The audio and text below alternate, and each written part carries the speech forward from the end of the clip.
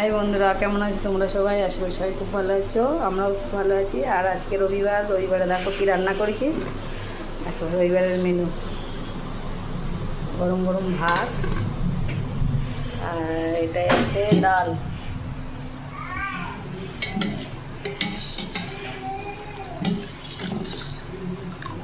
ডাল, এটা ইলিশ মাছের মাথা দিয়ে কুমড়ো পুঁই শাক চচ্চড়ি। ইলিশ মাছটা দিয়ে তো বিরিয়ানি খাওয়া গেছে, আর ওর মাথাটা দিয়ে কুমড়ো পুঁই শাক চচ্চড়ি করেছে। আর রবিবার মানে একটু মাংস হবে। তাই না,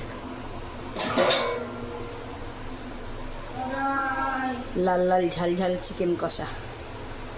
লেগ পিস করে গেল।